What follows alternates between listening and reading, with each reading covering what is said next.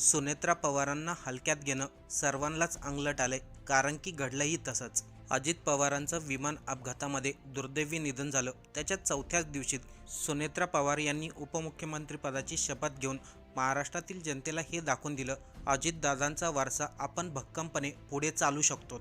ज्यावेळेस सुनेत्रा पवार यांनी उपमुख्यमंत्रीपदाची शपथ घेतली, त्यावेळेस अनेक जण म्हणले, या पाठीमागे प्रफुल्ल पटेल, सुनील तटकरे किंवा शरद पवार यांचा हात आहे. काही लोकांनी तर उपमुख्यमंत्री पदाची शपथ घेतल्यानंतर त्यांच्यावरती टीका देखील केली. पण आता उपमुख्यमंत्री असलेल्या सुनेत्रा पवारांनी जे केलं ते पाहून अनेक लोक अडचणीत येणार आहेत. अजित पवार बारामतीमध्ये ज्याप्रमाणे जनता दरबार घेत होते, त्याचप्रमाणे सुनेत्रा पवार यांनी देखील जनता दरबार घेतला, आमदारांची बैठक घेतली आणि आत्ताच नुकत्या राष्ट्रवादी गटातील मंत्री असलेले नरहरी झिरवळ यांचं प्रकरण असो, या प्रकरणावरती देखील सुनेत्रा पवारांनी अजितदादा ज्याप्रमाणे मंत्र्यांना झापत होते त्याचप्रमाणे त्यांनी देखील झापलंय. दादा गेल्यापासून 20 दिवसात सुनेत्रा पवार यांनी नेमकं असं काय केलं की त्यांना हलक्यात घेणं सर्वांनाच आता जड जाणार आहे, तेच आपण या व्हिडिओमधून पाहणार आहोत. 28 जानेवारीला बारामतीमध्ये सकाळी 8:45च्या दरम्यान विमान अपघातामध्ये अजितदादांचा दुर्दैवी निधन झालं. पवार कुटुंब असो किंवा सुनेत्रा पवार असो, महाराष्ट्रातील प्रत्येक जनतेसाठी हा सर्वात मोठा धक्का होता. अजितदादांच्या निधनानंतर कामाचा माणूस गेला हे शब्द महाराष्ट्रातील जनतेच्या प्रत्येक व्यक्तीच्या तोंडावरती होते. अजितदादा गेले, आपली कामं आता कोण करणार असा प्रश्न प्रत्येकाच्या मनामध्ये होता. या सर्वांमध्ये अचानकच मोठ्या राजकीय घडामोडी घडल्या.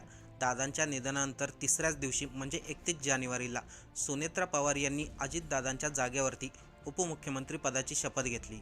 अजितदादांचं अर्थ खातं मात्र फडणवीसांनी त्यांच्याकडून काढून घेतलं. त्यांच्याकडे 3 खात्यांची जबाबदारी सोपवण्यात आली. या 3 खात्यामध्ये क्रीडा, युवक कल्याण, अल्पसंख्याक, राज्य उत्पादन शुल्क ही 3 खाते त्यांच्याकडे देण्यात आली.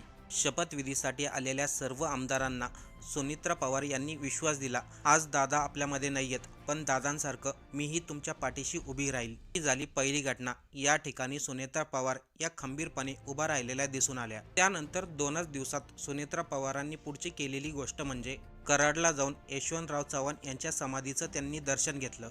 अजितदादा नेहमी एक गोष्ट सांगायचे, यशवंतराव चव्हाणांचा वारसा आपण पुढे चालवणार. त्याचप्रमाणे सुनेत्रा पवार यांनी अजितदादांच्या पावलावरती पाऊल ठेवत कराडला भेट दिली. यानंतर अजितदादांबरोबर अपघातामध्ये मृत्युमुखी पडलेल्या विदीप जाधव यांच्या कुटुंबाची भेट घेतली. जाधव कुटुंबाचं त्यांनी सांत्वन केलं. वेळ आली तर आपण आपलं दुःख बाजूला ठेवू शकतो हे त्यांनी त्या मेसेजमधून दाखवून दिलं. दादा जाऊन फक्त 6 दिवस झाले होते, पण सुनेत्रा पवार एक एक गोष्ट करून पुढे जात होत्या. 3 फेब्रुवारीला त्यांच्याकडे पुणे आणि बीडच्या पालकमंत्रीपदाची जबाबदारी सोपवण्यात आली. त्यानंतरचे पुढचे काही दिवस सुनेत्रा पवार या बारामतीमध्येच होत्या. तिथे कुटुंबामधील तसेच बारामतीमधील अनेक लोकांची त्यांनी भेट घेतली. त्यानंतर मात्र राज्यामध्ये पुन्हा एकदा राजकीय हालचालींना वेग आला. शरद पवार गटामधील आमदार, कार्यकर्ता दोन्हीही राष्ट्रवादीचं विलिनीकरण व्हावं अशी दादांची इच्छा होती, याच्यावरती ठाम होते. दुसरीकडे राजकीय गाठीभेटींना सुद्धा वेग आला होता. इकडे रोहित पवार यांनी 10 फेब्रुवारीला मुंबईमध्ये पत्रकार परिषद घेतली. त्यामध्ये त्यांनी स्पष्टपणे सांगितलं, अजितदादांचा हा अपघात नाही तर घातपात आहे. तसेच अनेक शंका देखील त्यांनी उपस्थित केल्या. पण इकडे मात्र सुनेत्रा पवार यांनी आपला उपमुख्यमंत्री पदाचा कारभार स्वीकारला. त्याच्या दुसऱ्याच दिवशी सुनेत्रा पवार, पार्थ पवार आणि सुनील तटकरे, प्रफुल्ल पटेल हे दिल्लीमध्ये गेले. दिल्लीमध्ये त्यांनी पंतप्रधान मोदी आणि अमित शाह यांची भेट घेतली. सुनेत्रा पवार या राज्यसभेवरती खासदार आहे, त्याचं पुढं काय होणार, राष्ट्रवादीचा नवीन अध्यक्ष कोण होणार, पार्थ पवार यांचं राजकीय करिअर काय असणार, तसेच भाजपसोबत असलेली युती, या गोष्टीवरती दिल्लीमध्ये चर्चा झाली. आता या ठिकाणी सुद्धा सुनेत्रा पवार यांनी अजित पवार सारखीच कार्यपद्धती ठेवली. अजित पवार असताना ते भाजपमधील नेत्यांशी चांगल्या पद्धतीने भेटायचे, चांगल्या पद्धतीने वागायचे. खास करून अमित शाह यांच्याबरोबर त्यांची सारखी भेट व्हायची. त्याचप्रमाणे सुनेत्रा पवार या देखील दिल्लीमध्ये जाऊन अमित शाह, पंतप्रधान मोदी यांना भेटल्या. दिल्लीमधून आल्यानंतर सुनेत्रा पवार पुन्हा एकदा महाराष्ट्रामध्ये ॲक्टिव्ह झाल्या. 12 फेब्रुवारीला त्यांनी पुण्यामध्ये जिल्हा नियोजन समितीची बैठक घेतली. त्या बैठकीमध्ये 1032 कोटीच्या विकास आराखड्याला त्यांनी मान्यता दिली. याशिवाय बीडचे पालकमंत्री म्हणून देखील त्यांनी बीडमध्ये बैठक घेतली. सर्वांना सूचना दिल्या, वायफळ खर्च कोणीही करू नका, जिथे गरज आहे तिथेच खर्च करा आणि खास करून जनतेच्या विकासासाठी काम करा. संतोष देशमुख यांच्या हत्येनंतर बीड जिल्ह्यावरती अनेक प्रकारच्या टीका झाल्या. त्यावेळेस अजितदादांनी स्वतः बीडचं पालकमंत्रीपद आपल्याकडे घेतलं. दादा नसतानाही सुनेत्रा पवार यांनी त्याच्यामध्ये कोणतीही कमतरता जाणून दिली नाही. त्यानंतर 13 फेब्रुवारीला सुनेत्रा पवार यांनी जुन्नर आणि इंदापूरमध्ये जिल्हा परिषद आणि पंचायत समितीच्या निवडणुकामध्ये जे उमेदवार निवडून आले त्यांची भेट घेतली. त्या ठिकाणी देखील त्यांनी उमेदवारांना विश्वास दिला. आपल्याला दादांचं स्वप्न पूर्ण करायचंय. दादा असे अचानक जातील असं कधी वाटलं नव्हतं असे म्हणत ते उमेदवारांना म्हणाल्या, तुम्ही मला साथ द्या, मी तुमच्या पाठीशी खंबीरपणे उभी राहील. यानंतर बारामतीमध्ये अजितदादांना सर्वात जास्त मान दिला जायचा. तो जनता दरबार आता आपल्याला पाहायला मिळणार नाही अशी बारामतीकरांची खंत होती. पण 14 फेब्रुवारीलाच सुनेत्रा पवार यांनी बारामतीमध्ये जनता दरबार घेतला. तिथे लोकांची निवेदनं स्वीकारली. चालता चालता लोकांची निवेदनं स्वीकारायची आणि काम होईलच असा विश्वास देता ही दादांची सवय होती. अगदी त्याचप्रमाणे पुढे काम चालू राहील असं सुनेत्रा पवार यांनी बारामतीच्या जनता दरबारमधून दाखवून दिलं. बारामतीमधील जनतेला कामासाठी मुंबईच्या मंत्रालयात जाऊ नये म्हणून अजितदादा बारामतीमध्येच जनता दरबार घ्यायचे. अगदी तीच पद्धत, तीच परंपरा सुनेत्रा पवार यांनी कायम ठेवली. यावेळेस बारामतीच्या जनता दरबारमध्ये जी लोक निवेदन द्यायला आली होती त्यांनी माध्यमांना सांगितलं, सुनेत्रा पवार यांची काम करण्याची पद्धत अगदी दादांसारखीच आहे. आम्हा बारामतीकरांना काही कमी पडणार नाही हे दिसून येतंय. पण याच दरम्यान एक प्रकरण घडलं.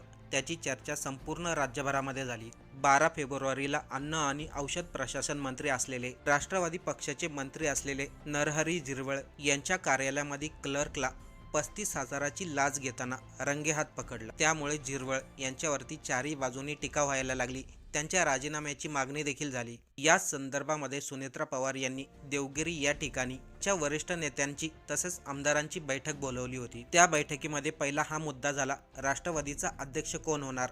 तर सुनेत्रा पवार याच राष्ट्रवादीच्या अध्यक्ष होणार. 26 जानेवारीला त्या संदर्भात राष्ट्रवादीची निवडणूक होईल. त्यानंतर त्याच बैठकीमध्ये सुनेत्रा पवार यांनी झिरवळ यांच्यावरती नाराजी व्यक्त केली. त्यांनी स्पष्ट शब्दामध्ये सांगितलं, कोणीही स्वतःची आणि पक्षाची बदनामी होणार नाही याची काळजी घ्या. सुनेत्रा पवारांनी अगदी अजितदादाप्रमाणेच मंत्री असलेले झिरवळ यांना अगदी कडक शब्दामध्ये सुनावलं.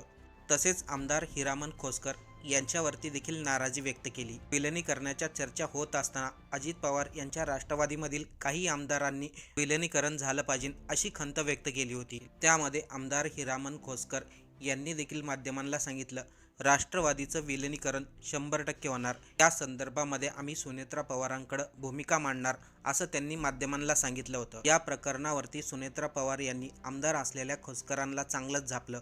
त्यांनी सांगितलं, वरिष्ठांच्या परवानगीशिवाय माध्यमांवरती असं कोणीही वक्तव्य करू नये. 2023 मध्ये अजित पवारांनी भाजपबरोबर जाण्याचा निर्णय घेतला, त्याच्यावरती आपण ठाम आहोत. तसेच कोणत्याही आमदारांनी विलिनीकरणाबाबत चर्चा करू नये. जर मनामध्ये काही असेल तर वरिष्ठ नेत्यांकडे बोलून दाखवावं, पण माध्यमांवरती बोलू नये. माध्यमांवरती बोलताना शब्द जपून वापरावेत असं देखील सुनेत्रा पवार यांनी त्या बैठकीमध्ये सर्व आमदारांना सूचना दिल्या. त्याप्रमाणे अजितदादांना आमदारांची भूमिका पटली नाही तर ते त्यांना कडक शब्दामध्ये सुनवायचे. त्याचप्रमाणे सुनेत्रा पवार यांनी देखील आमदारांना झापलंय. या सर्वावरून एक गोष्ट तर स्पष्ट होते, अजितदादा ज्या पद्धतीने काम करत होते अगदी त्याच पद्धतीने सुनेत्रा पवार या देखील महाराष्ट्राच्या उपमुख्यमंत्री म्हणून काम करत आहेत. आता या सर्व गोष्टीवरती आपल्याला काय वाटतं एक कमेंट करून नक्की सांगा आणि चॅनलवरती नवीन असेल तर सबस्क्राईब करायला विसरू नका.